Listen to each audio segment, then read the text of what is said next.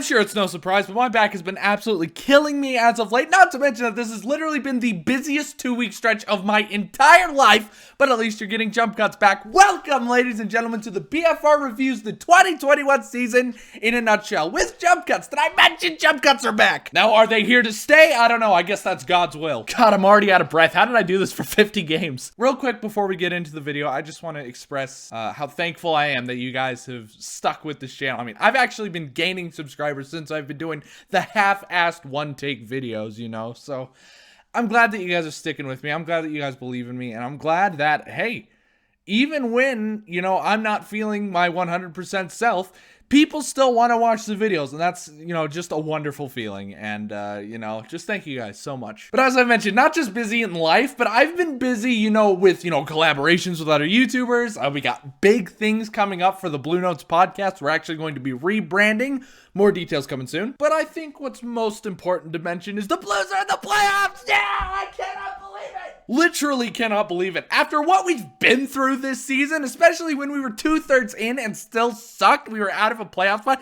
Arizona was beating us in the playoff race. I don't know how we made it, but we did. And that brings us to quite possibly the saddest tweet on the internet. Avs are huge favorites over the St. Louis Blues. This is the most lopsided series prediction since we started doing them in 2016. Oh my god, I found one worse. Avalanche versus Blues series preview. The most lopsided series of the past decade. 12%, come on! For Blues fans who didn't like our odds for this series. Hey, never tell me the odds! Oh god, we're getting fucking swept. So we last left off on this channel on game number 50, a shootout loss to the Anaheim Ducks, and my video was as follows. Alrighty then. Because there was nothing really else to talk about. I mean, we know that we can beat the Anaheim Ducks if we really put our minds to it, but I don't even know what that was. Like, I do not have a physical justification for that game. But if we want to look at the bright side, which, as you all know, I love to look at the bright side, we are actually 3-1-1 since that game, which is pretty respectable. And in that stretch, both of our losses were to the Vegas Golden Knights, which is totally understandable because they're the freaking Vegas Golden Knights. But 2 of those wins, which were back-to-back home games against the Minnesota Wild, was a 4-0 shutout win. Ville Husso, his first shutout in the National Hockey League. Absolutely love to see it. Congratulations to you. And then the final game of the regular season, where after the first period we were down 3-0, and then proceeded to score 7 straight goals to win in what is quite possibly, bar none, the best regular season ending game in Blues history. I said it. And as icing on the cake, David Perron is officially an above point per game player. He is the first Blue to do so in 18 years when Pavel Demitra did it in 02-03. Army, protect David Perron in the upcoming expansion draft, or so help me God, I will take your ring and feed it to your dog. And now here we are, the Stanley Cup Playoffs. We're one of 16 remaining teams, the 16 best teams in the entire league will compete for the Stanley Cup. And one of them, hopefully us, will actually do the thing. Statistics are not exactly in our favor, as we are literally the least likely team to win the Stanley Cup this year. Brayden Schenn told the media today that we are the underdogs going into the playoffs, and we like that. Now, are the St. Louis Blues going to beat the Colorado Avalanche? No. No chance in hell. But are the St. Louis Blues going to go down without a fight? Heck no. All right. We are going to give Colorado an absolute run for their money. This is not going to be a pushover series. Colorado is going to have to seriously try to beat us. But don't be surprised when they inevitably come out on top. Like, I mean, okay, it's Colorado, jeez. Like, listen, I know I'm not an optimistic person, but like, friggin' Blues in 5? Come on. Like, listen, the Blues have all the right pieces to pull off an upset. They really do. They have a lot of motivation right now. They're getting hot at the right time. They got a solid goaltending tandem going into the playoffs, plus Joel Hofer, might I add. He was recalled. I don't think the Blues officially tweeted that, but he is officially on the taxi squad now. We got Kyle Clifford contributing to the lineup. Torrey Krug finally scoring a couple goals. We got Mike Hoffman playing like a god. We got a power play that is beyond belief right now. We got a lot of good things going. Like I said, this is not going to be a pushover series. The Blues are going to give it a damn good effort. Will it be good enough? I don't know. Time will tell. But the moment we have an 8-0 game, I'm going back to one-take videos, okay? That's the deal here. So a lot of you guys probably know, but I put out a tweet last night, really late last night. I wanted to do something a little bit more personal with the questions. I had you guys reply to a certain tweet with a video of yourself because I'd like to get a little bit of variety in this channel. You know, I've done a lot of collabs with other people. This channel has never been really oriented towards like a really good quality, I guess, collaboration. I don't know. It doesn't feel like it's the right kind of channel for something like that. It's not very collaboration oriented is what I'm trying to say. So I did want to make it up to a lot of you guys, and I'm going to give each of you guys your 5 seconds of fame. So I have a bunch of videos, a bunch of people sent in videos, and I'm so thankful that so many people responded. You know, it's going to make for a really good video. So yeah, let's see what you guys have. Yo, it's Vader from the Rubber Ranch Podcast and the Vader YouTube channel. You are going to hear this here, folks. The Blues will beat the Avalanche in round 1, knock on wood, wherever my wood is. Yep. Blues are going to beat Colorado Avalanche in the first round, knock on wood. And the Golden Knights are going to whoop Minnesota's butts. And Minnesota will suffer. All I have to say, all I have to say is, Penguins, Blues, Stanley Cup. I want to see that. Thank you. You know, I was going to get a little bit concerned that you were about to jinx it, but you did do the knocking on wood, so alright, that's a nice sentiment. I'll give it a slide. Oh, when the Blues go marching in. Oh, when the Blues go marching in. You know I want to be in that number when the Blues score 7 unanswered goals. Let's go Blues! Yeah! Thank you for that video, guy. God, that's such a good song. Hey, what's up, guys? Tom Franklin with the Blue Notes Podcast. Soon to be? Well, you'll know soon enough. We're rebranding here in a short while. Here at Turtle Park in beautiful Dogtown in the city of St. Louis, the best city on the Mississippi. And Bob Plager repping him today, #1 in my heart. And you want a synopsis of the Blues 2020-21 season? Well, let me introduce you to my friend, Mr. Turtle here. Mr. Turtle's been around here for over 50 years. It's not the sexiest thing in the world. It's not the fastest in the world. But he's tough. And every now and then, he gets knocked on his back. You ever see a turtle on its back? It's a long, arduous process to get a turtle back on its feet when it's on its back. He'll wiggle around and he'll try to get back on his feet, but the dimensions of a turtle make it hard to do. Well, eventually, through lots of trial, lots of error, and lots of effort, Mr. Turtle's back on his feet, as you can see right here. And it's hard to knock this turtle over. It's been hard for over 50 years plus. This turtle right here is the St. Louis Blues. The Blues got knocked on their backs. They found it hard to get back on their feet, but once they did, they weren't the fastest, they weren't the prettiest, but they got the job done. And lest we forget, this unsexy team, this unpretty team, lived in the Stanley Cup. The Blues, like this turtle, are back on their feet again. This is the Blues in 2020-2021. You know what? Tom is absolutely right. And by the way, shameless plug, go sub to the Blue Notes Podcast. You're going to love what we have in store coming up next. But he is right. Especially at the beginning of the season, the Blues were definitely a giant stone turtle. Not moving, not changing, and just flat out not on their game. Always stuck on their back, so to speak. I think it's fair to say they're upright. You know, they were on their back again a little bit in the first period of last game, but they got upright just fine. They got upright real quick, and they scored 7 straight goals to close out the regular season. You can't sleep on him. You simply cannot sleep on the Blues. Thanks for the video, Tom. Hey, congrats on a fantastic season. of BFRs. They've been entertaining. You've been entertaining. I'm proud of you. Thanks, Owen. But you all know I thrive off attention. Oh boy, here we go. And I'm going to write something down here. You can't make fun of me for my writing because I'm missing fingers. So let's give it a shot. Oh, you know who this is for. This is directed. Mason will know. There you go. Congratulations.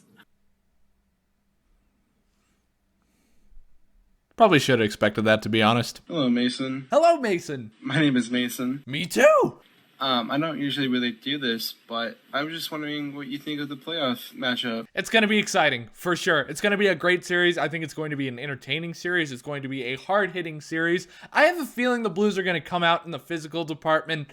The scoring touch, we just don't have, you know. It is Colorado. They're the President's Trophy winners for a reason. Isn't it kind of messed up that it didn't matter who we played? We were automatically playing the President's Trophy winner. Does anybody else, just get unfathomably worked up about that? But no, it is certainly going to be a very interesting matchup. And yeah, I'm excited to watch. As someone who had to deal with the Avalanche and getting blown out in 4 out of 5 games last year, good luck. Was that a chirp? That sounded like a chirp. At least my team can hold a playoff spot. Hello, Mason. So this is different for me. I am in a vehicle right now, and this is my BFR top 3 moments of the year. And my question is, what are your top 3 moments of the year? Just some random other stuff written around. Number 3 is the Do You Bleed Blue video. So that was, when it first came out, I hated that video because Wholesome BFR was not good, but since you've been more angry, Wholesome BFR has been better, as there is a vehicle behind me going very fast and scaring me, but Wholesome BFR has been really good and really, kind of brings you back to normal, I guess, because you screaming, you can only have a certain amount of screaming, and I know that that was one of your favorite videos to make, and seeing you stay optimistic and then yell and scream a week later about how bad the team is was just funny. Number 2 is the Kings 4-1 loss. You freaked out in that video, episode 29. Absolutely outstanding. I loved you screaming, of course, because, be honest, that's what everyone subscribed for. And number 1 is the 8-0 loss in episode 2. You completely freaked out about that for the most part. Yeah, that was a fun way to start the season. As you see, thanks for Jake Allen, plus minus God. Let me just write here quickly. That, by the way, 6x6, that's how long you have to put up with Jordan Binnington again.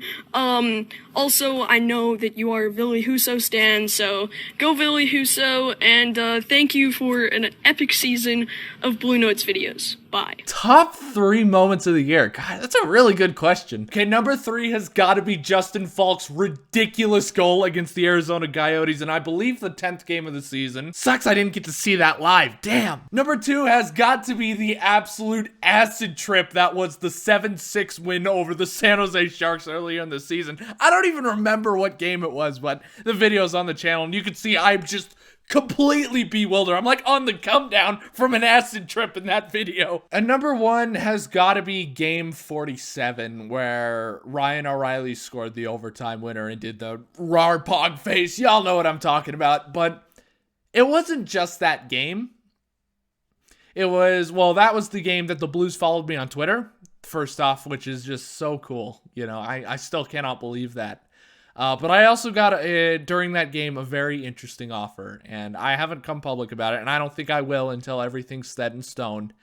But I have a pretty good opportunity that I'm debating whether or not I should take, and if so, it'll take me so many places, and it's really all thanks to you guys. You know, I'm gonna be cheesy. Screw you. It's the last game, but just thank you.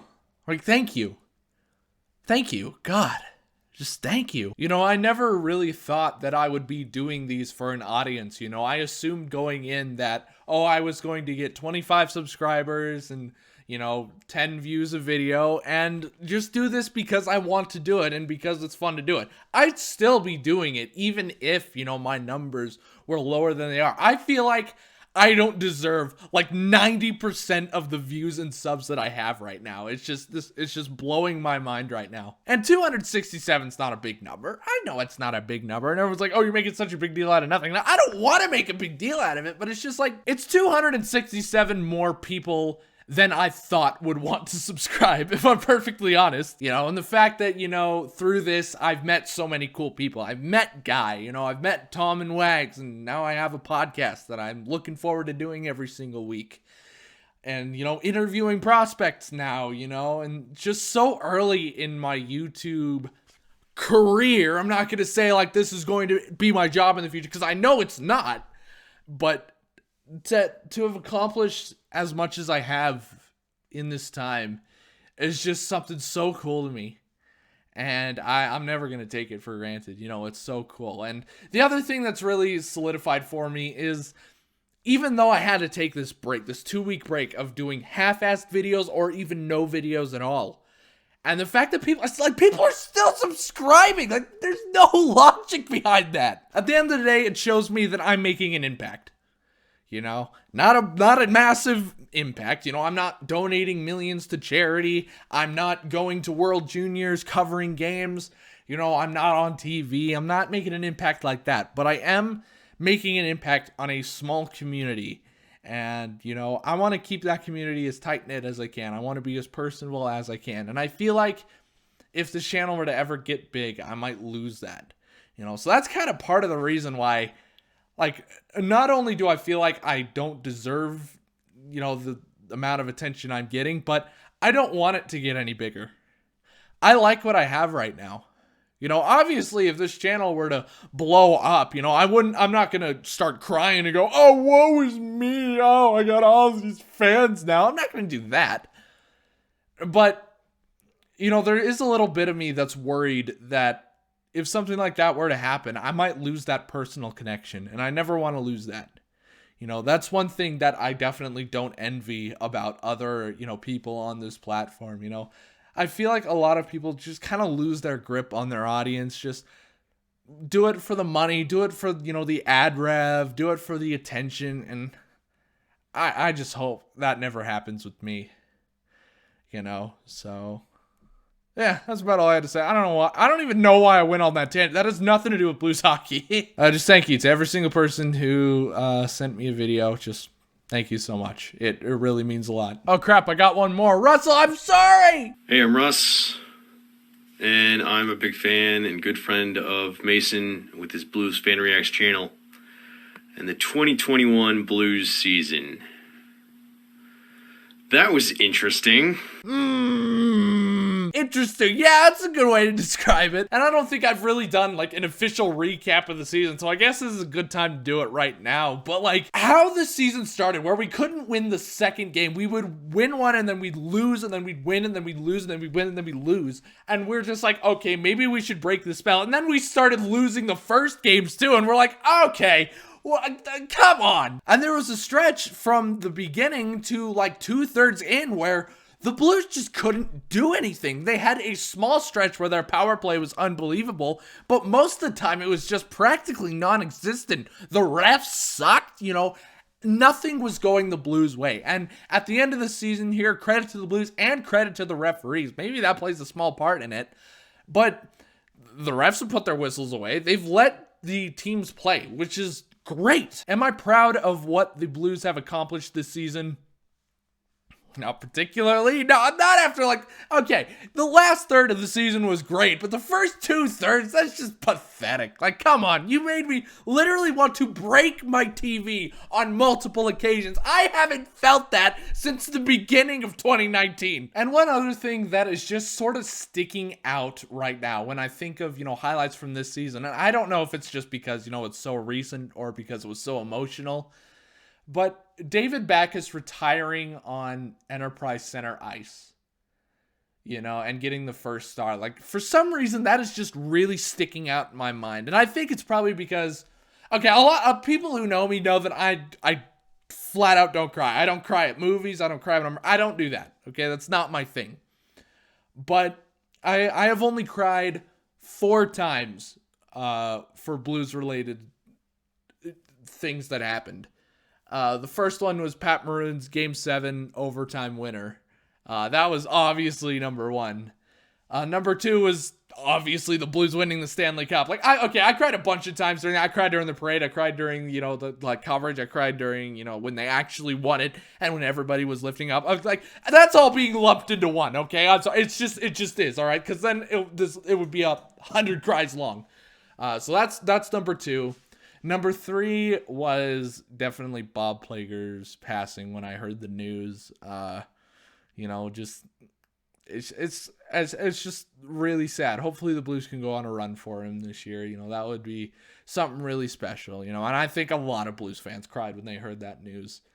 And then I teared up at the David Backes retirement, and I don't know if it's just because, it was an emotional night. It was just an emotional moment. I don't even know if it was because it was David Backes. I think what it was is, to have such a good career like he had, and to be able to play your final game in a place where the fans still love you, in a place where you captained the team.